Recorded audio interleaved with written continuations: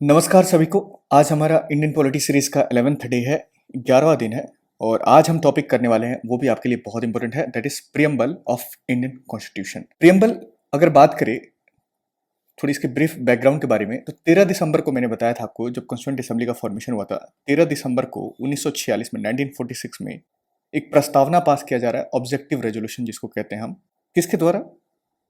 देश के पहले प्रधानमंत्री जवाहरलाल नेहरू द्वारा। इस ऑब्जेक्टिव रेजोल्यूशन को कॉन्स्टिट्यूंट असेंबली जो है अडॉप्ट कर लेती है 22 जनवरी को 1947 में, 1947 में। ये क्या था ये सारी चीजें कि ये बता रहा था ऑब्जेक्टिव रेजोल्यूशन जो हमारा संविधान होगा वो कैसा होगा। इसी का ऑब्जेक्टिव रेजोल्यूशन का जो मॉडिफाइड वर्जन है वो हमारा क्या है? प्रियम्बल है। द फीचर ऑफ प्रियम्बल, इसको बोरो कहां से किया हमने? यूएसए के कॉन्स्टिट्यूशन से। जो प्रियम्बल का फीचर है उसको हमने यूएसए के कॉन्स्टिट्यूशन से बोरो किया है, ये भी आपको ध्यान रखना है। तो जो ये प्रियम्बल है बेसिकली ये भी हमारा बताता है कि हमारा जो डॉक्यूमेंट होगा यानी कॉन्स्टिट्यूशन होगा वो कैसा होगा, उसके पर्पस क्या होंगे। तो ये एक्चुअल में इंडिकेट कर रहा है कि आने वाला जो हमारा संविधान होगा वो कैसा होगा। और इसको अडॉप्ट किया जाता है प्रियम्बल को कब किया जाता है? 26 नवंबर को 1949 में। इनफैक्ट प्रियम्बल में ही लिखा गया है कि we adopt our constitution on 26 November 1949 constituent assembly द्वारा, जो कि लागू कब होता है? 26 जनवरी को, 26 जनवरी 1950 1950 में। तो ऑब्जेक्टिव रेजोल्यूशन से निकल कर आता है मॉडिफाइड वर्जन जिसको हम कहते हैं प्रियम्बल। कुछ केसेस आए थे सुप्रीम कोर्ट के पास जिसमें यह बताया गया कि प्रियम्बल हमारा पार्ट है कि नहीं कॉन्स्टिट्यूशन का। तो शुरुआत में जब 1960 का केस आया था, 1960 बेरूबेरी केस, बेरूबेरी यूनियन केस में सुप्रीम कोर्ट जो है ये डिक्लेयर करता है कि preamble is not a part of Indian constitution. 1960 में प्रियम्बल को संविधान का भाग नहीं बताया गया। लेकिन 1967 में प्रिसाइजली 27 फरवरी को Golaknath versus state of Punjab का जो केस था उसमें बोला गया the preamble is the core soul of the constitution. मतलब बताया गया कि हाँ ये पार्ट है। In fact 1973 KBC case, Keshavananda Bharati case, जो कि जाना जाता है basic structure of Indian constitution, इसमें बोला गया कि प्रियम्बल जो है basic structure of Indian constitution का पार्ट है। तो प्रियम्बल अभी देखा जाए तो एट प्रेजेंट जो है SR Bommai versus union of India case 1994 की 1994 11 मार्च, सुप्रीम कोर्ट ये कॉन्सेप्ट देती है कि प्रियम्बल जो है पार्ट है किसका? कॉन्स्टिट्यूशन का, संविधान का भाग है। लेकिन ये नॉन जस्टिसेबल है, नॉन जस्टिसेबल नेचर का। जैसे फंडामेंटल राइट्स हम देखेंगे आगे, फंडामेंटल राइट्स जो होता है वो जस्टिसेबल पार्ट होता है। जस्टिसेबल का मतलब कि अगर आपके किसी भी प्रोविजन में फंडामेंटल राइट्स का उल्लंघन हो रहा है तो आपको पावर दिया जाता है, आर्टिकल 32 का यूज करके सुप्रीम कोर्ट चाहिए, 226 का यूज करके आप हाई कोर्ट चाहिए। लेकिन प्रियम्बल में ऐसा नहीं है। प्रियम्बल का मतलब ये हो गया नॉन जस्टिसेबल का कि आप इसको चैलेंज नहीं कर सकते हो। कहाँ? कोर्ट ऑफ लॉ में। प्रियम्बल को पॉलिटिकल हॉरोस्कोप कहा था। हॉरोस्कोप क्या होता है? जैसे कुंडली वगैरह।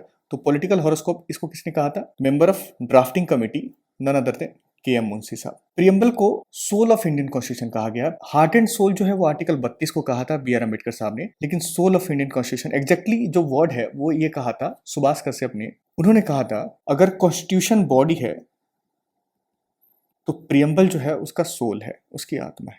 तो संविधान अगर शरीर है तो प्रियम्बल क्या है? सोल है, यानी आत्मा है। सबसे इंपॉर्टेंट, एन.ए. पालखीवाला जो कि बहुत बड़े वकील थे अपने जमाने में, एन.ए. पालखीवाला, इन्होंने प्रियम्बल को क्या कहा था? इन्होंने प्रियम्बल को identity card of Indian constitution कहा था। Identity card of the constitution. तो ये ध्यान रखिए, पॉलिटिकल हॉरोस्कोप किसने कहा? K M. Munshi. Soul of Indian constitution किसको कहा जाता है? प्रियम्बल को। और सुभाष कश्यप की जो वर्ड है, कॉन्स्टिट्यूशन अगर बॉडी है तो प्रियम्बल उसका सोल है, आत्मा है। और एन.ए. पालखीवाला ने प्रियम्बल को आइडेंटिटी कार्ड ऑफ कॉन्स्टिट्यूशन कहा था। तो ये आप ध्यान रखिएगा। प्रियम्बल में है क्या? The constitution of India preamble. We the people of India, एक एक वर्ड को मैं अच्छे से आपको बता दूंगा briefly. We the people of India having solemnly resolve to constitute India into a sovereign socialist secular democratic republic. तो ये कीवर्ड्स जो है आपको सीक्वेंस में याद रखना पड़ेगा, sovereign socialist secular democratic republic, and to secure to all its citizens. अब इसमें देखोगे सोवरेन सोशलिस्ट सेकुलर, तो सोशलिस्ट और सेकुलर जो है इसको 42nd अमेंडमेंट एक्ट के तहत ऐड किया गया था 1976 में। जस्टिस कैसा होना चाहिए? सोशल, सामाजिक, इकोनॉमिक, आर्थिक और पॉलिटिकल, ये जस्टिस मिलना चाहिए। लिबर्टी ऑफ थॉट होना चाहिए, एक्सप्रेशन का होना चाहिए, बिलीफ का होना चाहिए, faith and worship. Equality of status and opportunity and to promote among them all. Fraternity मतलब कि brotherhood, assuring the dignity of the individual and the unity and integrity of the nation. एक word और जो है इसमें add हुआ था, integrity of the nation, और ये भी 42nd अमेंडमेंट एक्ट 1976 के तहत। अब प्रियम्बल में जो वर्ड है we the people of India, इसका मतलब क्या हो गया कि जो हमारा संविधान है, कॉन्स्टिट्यूशन है, उसको ड्रॉ कहाँ से किया गया, उसको इनेक्ट कहाँ से किया गया, पीपल द्वारा। तो सबसे पावरफुल कौन होता है, पीपल होता है। और पीपल किसके थ्रू काम करते हैं, थ्रू देयर रिप्रेजेंटेटिव्स।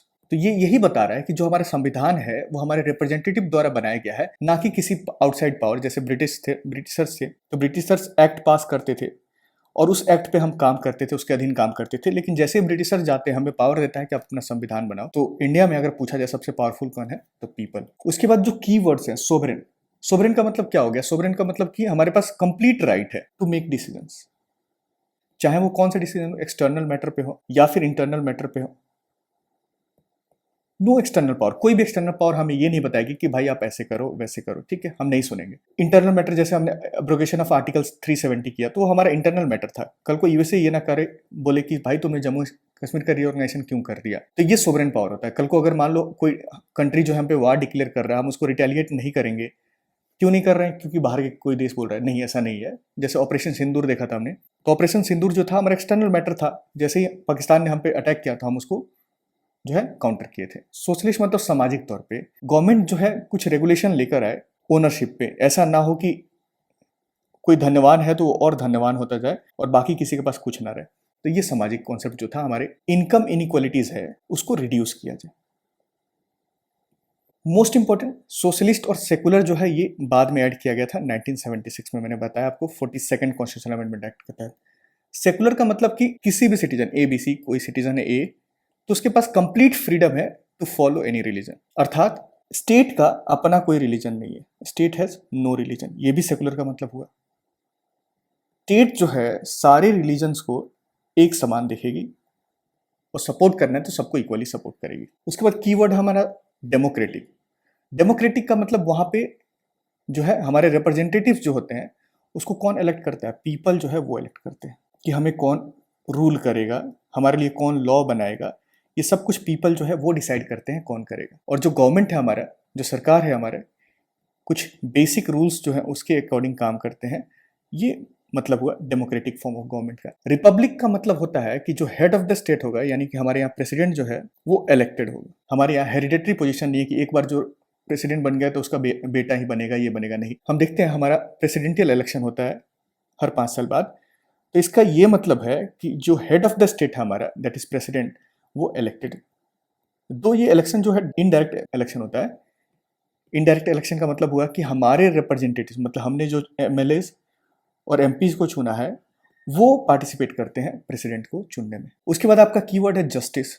जस्टिस मतलब कि न्याय देने में हम कोई डिस्क्रिमिनेशन नहीं करेंगे, कोई भेदभाव नहीं करेंगे, डिस्क्रिमिनेशन नहीं होना चाहिए किसी भी आधार पे, कास्ट के आधार पे, रिलीजन के आधार पे या फिर जेंडर के आधार पे डिस्क्रिमिनेशन नहीं होना चाहिए। तो ये हुआ हमारा न्याय। लिबर्टी जो लिखा गया हमारा, liberty of thought, expression, belief, ये सारी चीजें। देखो रिजनेबल रिस्ट्रिक्शन ठीक है, अगर आप रिजनेबल रिस्ट्रिक्शन लगा रहे हो सिटीजन्स पे तो ठीक है, बट अनरिजनेबल रिस्ट्रिक्शन जो है वो नहीं होना चाहिए कि आपको कुछ भी बोलना हो सरकार के खिलाफ। अगर आप कुछ बोल रहे हो, अच्छा बोल रहे हो, जो कि सरकार के लिए गलत है बट वो समाज के लिए सही है, तो ऐसा नहीं है कि सरकार उसको बोलने ना दे। तो लिबर्टी हमें होना चाहिए कि हम अपने थॉट्स, अपने बिलीफ, अपने एक्सप्रेशंस को जो है वो बाहर लेके आए। इक्वलिटी का कॉन्सेप्ट हुआ, all are equal before law, कानून के समक्ष सब जो है बराबर है। और फ्रेटर्निटी जो है, हमारे देश में जो 28 स्टेट्स हैं और 8 यूटीज हैं, तो सब के सब जो है एक फैमिली की तरह है। दैट इज फ्रेटर्निटी का मतलब होता है कि ब्रदरहुड। हम कभी देखते हैं महाराष्ट्र में केसेस आते हैं जहां बिहार का या फिर यूपी का कोई बंदा है उसको मारते हैं वो लोग, ये गलत है सारी चीज। तो ये जो कॉन्सेप्ट है ये फ्रेटर्निटी के अगेंस्ट है, सरासर गलत है। अब इन सब पे आधारित जो है कुछ क्वेश्चन करते हैं, कुछ इंपॉर्टेंट क्वेश्चन वो देखेंगे हम लोग। What was the exact constitutional status of the Indian Republic on 26th of January 1950 when the Constitution came into force? पूछा है क्योंकि कुछ वर्ड्स जो है हमारे बाद में ऐड हुए थे। कौन कौन से? सोशलिस्ट और सेकुलर, तो इनको एलिमिनेट करना पड़ेगा। तो क्या क्या थे? SDR थे, सोवरेन, डेमोक्रेटिक और रिपब्लिक। तो सोवरेन, डेमोक्रेटिक एंड रिपब्लिक जो है ये इसके पार्ट। सरल सवाल, बहुत सीधा। The word secular and socialist were added to the preamble of Indian constitution by the 42nd constitutional amendment act. तो ISS आप याद रखोगे। इंटीग्रिटी वर्ड, सोशलिस्ट वर्ड और सेकुलर वर्ड, ये 3 वर्ड्स जो है 42nd कॉन्स्टिट्यूशनल अमेंडमेंट एक्ट के तहत 1976 में ऐड किया गया था। किसमें? प्रियम्बल में। In the context of preamble of Indian constitution which of the following sequence is correct? Correct sequence पूछा है। रिपब्लिक नहीं, सबसे पहले तो रिपब्लिक। सोवरेन था, ठीक है। सोवरेन के बाद क्या होगा? सोशलिस्ट। तो यहाँ पे सोशलिस्ट ये भी सही है, पर डेमोक्रेटिक आ गया नहीं। उसके बाद सोवरेन, सोशलिस्ट, यहाँ डेमोक्रेटिक है। Sovereign, socialist, secular, democratic, Republic, ये ध्यान रखिए। Sovereign, socialist, triple S D R, triple S D R, sovereign, socialist, secular, democratic, Republic, ये हमारा जो है करेक्ट सीक्वेंस है। Which of the following words is not mention in the preamble of the constitution of India? तो democratic है, हाँ जी देखा हमने। सोवरेन है, ये भी है। सेकुलर है, ये भी है। फेडरल वर्ड जो है हमने प्रियम्बल में नहीं देखा, तो ये आंसर हो जाएगा। Which one of the following describes India as a secular state? कौन डिस्क्राइब करता है कि इंडिया जो है सेकुलर स्टेट है? Fundamental rights, preamble of the constitution. Preamble में हमने देखा एक वर्ड ही है सेकुलर, जिसको बाद में ऐड किया गया था। कब? 1976 में, अलॉन्ग विथ सोशलिस्ट और इंटीग्रिटी। ये सवाल देखिए, बहुत ही प्यारा सवाल है। Which one of the following words was not included in the preamble of Indian Constitution in 1975? हमारा प्रियम्बल में संशोधन हुआ 1976 में, तो पूछा है कि 1975 में इनमें से कौन सा वर्ड नहीं था। बहुत प्यारा सवाल है।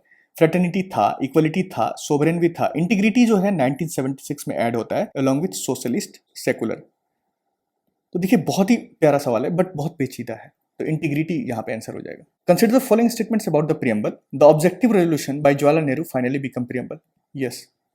इट इज नॉन जस्टिसेबल, ये भी दिखा था मैंने। That is provisions can not be enforce in a court of law, ये भी स्टेटमेंट सही है। It can not be amended, it can be amended. 42वें संशोधन के तहत अमेंड भी हुआ था। आईएसएस, इंटीग्रिटी, सोशलिस्ट और सेकुलर। तो तीसरे ऑप्शन को पहले हम काटेंगे, उसके बाद पढ़ेंगे। तो तीसरा यहाँ कट जाएगा, तीसरा यहाँ कट जाएगा, तीसरा यहाँ कट जाएगा, तो ऐसे तो आंसर आ गया। बट फोर्थ भी देखते हैं। Parliament cannot override the specific provision of the Constitution. It can override the specific provision of the Constitution. In the preamble of Constitution adopted on 26th of November 1949, which words was not present? इनमें से कौन सा word नहीं था तब? Socialist नहीं था, secular नहीं था, इंटीग्रिटी नहीं था, रिपब्लिक था। तो रिपब्लिक काट देते हैं, तो आंसर निकल जाएगा आपका। तो ये तीनों जो है ये ऐड हुए थे बाद में 42nd कॉन्स्टिट्यूशनल अमेंडमेंट एक्ट 1976 के बाद। इसीलिए किसी भी टॉपिक को करने के बाद क्वेश्चन करना इसलिए जरूरी होता है। मेरा मकसद ये नहीं होता है कि फटाफट जो है कंप्लीट मैं कर दूं 10 मिनट में। जैसे आप देख सकते हो बहुत सारे वीडियोस हैं, आपको 5 मिनट में 7 मिनट में प्रियम्बल पढ़ाया हुआ है, और आप उसी की तरफ भागते हो क्योंकि आपके पास वक्त नहीं होता है, और फिर आप फिर आओगे, दोबारा आओगे। तो एक बार ऐसा करके आप आधे घंटे का देख लो ना, कि जिंदगी भर याद रहे। The goal of the constitution is to secure assure all its citizen. क्या है हमारा goal? Justice, social and economic, सही है, ये प्रियम्बल में लिखा हुआ है। Liberty of thought and expression, ये भी प्रियम्बल में लिखा हुआ है। Equality of opportunity, dignity of the individual, तो ये सारी चीजें, डिग्निटी जो है फ्रेटर्निटी में आ जाएगा कॉन्सेप्ट। तो सारे के सारे जो है इंपॉर्टेंट है, ठीक है, all the four. How many types of justice?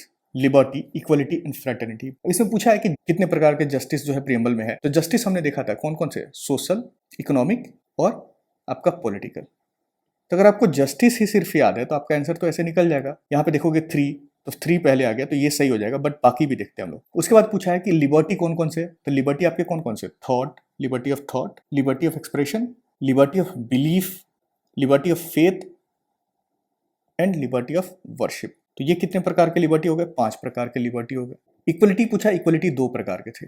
कौन कौन से? Equality of status and opportunity. इसलिए आपको प्रियम्बल याद करना पड़ेगा, जो उसमें वर्ड्स हैं ये। फिर आपसे पूछ रहा है फ्रेटर्निटी। फ्रेटर्निटी जो है आपका क्या है कि डिग्निटी ऑफ इंडिविजुअल जो है वो मेंटेन करना है। तो एक ही है ये, डिग्निटी ऑफ द इंडिविजुअल। तो 3, 5, 2, 1, ऑप्शन इज ए। नेक्स्ट आपका, where have the words we the people of India, इसको कहां पे यूज किया है? तो we the people of India जो है कहां पे है? प्रियम्बल में है, preamble of Indian constitution. Which among the following is the correct expression of the term secular in India? Secular का मतलब पूछा है। इंडिया हैज मेनी रिलीजन्स, सही है ये भी statement. India have religious freedom, ये भी स्टेटमेंट सही है। Following the religion depends upon the will of an individual, किसी भी धर्म को मानना या आपके विल के ऊपर, चाहत के ऊपर, कि आप जिसको मानना चाहें। There is no religion of the state in India, ये मतलब हुआ सेकुलर का यहाँ पे, कि स्टेट का कोई अपना रिलीजन नहीं है। स्टेट जो है सारे रिलीजियस को इक्वली ट्रीट करेगी। तो यहाँ पे सेकुलर का मतलब जो है डी ऑप्शन सही हो जाएगा। Which one of the following liberty is not embedded in the preamble of the constitution, इनमें से कौन सा नहीं है? तो लिबर्टी कौन कौन से थे? थॉट था, लिबर्टी ऑफ बिलीफ था, लिबर्टी ऑफ एक्सप्रेशन था, लिबर्टी ऑफ फेथ था एंड लिबर्टी ऑफ वर्शिप था। तो क्या इकोनॉमिक लिबर्टी था? नहीं, इकोनॉमिक लिबर्टी जैसा कॉन्सेप्ट कुछ था नहीं हमारे। विच one of the following reflects the most appropriate relationship between law and liberty?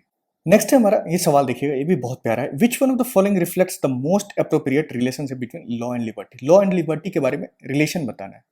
बोल रहा है if there are more laws there is less liberty, कि अगर मान लीजिए बहुत सारे कानून होंगे तो लिबर्टी जो है हमारे फ्रीडम जो है वो कम होगा। If there are no laws there is no liberty. If there is a liberty laws have to be made by the people, ऐसा कुछ नहीं है। If laws are change too often liberty is in danger. ये भी कुछ हद तक सारे स्टेटमेंट्स आप देखोगे सही लगेगा, लेकिन पूछा है तो which is the most best, इसमें से बेस्ट बताना है, मोस्ट अप्रोप्रिएट रिलेशनशिप। तो मोस्ट अप्रोप्रिएट मतलब होगा अगर मान लो कोई कानून नहीं होगा तो वहां पर लिबर्टी आपका होगा ही नहीं। जैसे पहले जो हमारा था राजा महाराजा थे या फिर मुगल साम्राज्य था, तो वहां पे कोई कानून नहीं होता था तो हमारे पास लिबर्टी नहीं होती थी कि हम सरकार के अगेंस्ट बोले या फिर किंग के अगेंस्ट बोले थे, या फिर जैसे तुगलक्स थे, फिरोज शाह तुगलक के अगेंस्ट कोई बोल देता था तो उसको मरवा दिया जाता था। तो ये था कि कोई कानून ही नहीं था। अभी क्या है, हमारे पास अपने एक्सप्रेशन को एक्सप्रेस करने के लिए बहुत सारे लिबर्टीज हैं। इनफैक्ट फंडामेंटल राइट्स का पार्ट है कि right to freedom of speech and expression. तो अगर मान लो there are no laws there is no liberty, अगर कानून नहीं है तो हमारे पास लिबर्टी नहीं होगा। तो बेस्ट जो है मोस्ट अप्रोप्रिएट बी हो जाएगा। Which among the following is not mentioned in the preamble to the constitution? इसमें से पूछा है कौन सा मेंशन नहीं है प्रियम्बल में। सोशल जस्टिस है, पॉलिटिकल जस्टिस भी है और इकोनॉमिक जस्टिस भी है। रिलीजियस जस्टिस जैसा कॉन्सेप्ट जो है हमारे प्रियम्बल में नहीं है। Which part of the Indian constitution has been described as the soul of the constitution? The soul of the constitution किसको बोला गया है? प्रियम्बल को। और ये किसने बोला था? सुभाष कश्यप ने। क्या बोला था इन्होंने कि अगर संविधान हमारा शरीर है, बॉडी है, तो प्रियम्बल जो है उसका क्या है? सोल है, आत्मा है। Who among the following called the preamble of Indian Constitution the horoscope of sovereign democratic republic? तो horoscope किसने कहा था? के एम मुंशी साहब ने। horoscope. In which of the following cases Supreme Court held that the preamble forms a part of the Constitution? तो ये किसमें बोला था? SR Bommai case. SR Bommai case कब आया था? Bommai versus union of India 1994 में कहा था, 1994 में। पहला बेरूबेरी यूनियन केस आया था 1960 में, उसमें प्रियम्बल को पार्ट नहीं माना गया था, ये भी ध्यान रखिएगा। ये भी पूछा जा सकता है कौन से में बोला था प्रियम्बल इसका पार्ट नहीं है, आ ही गया।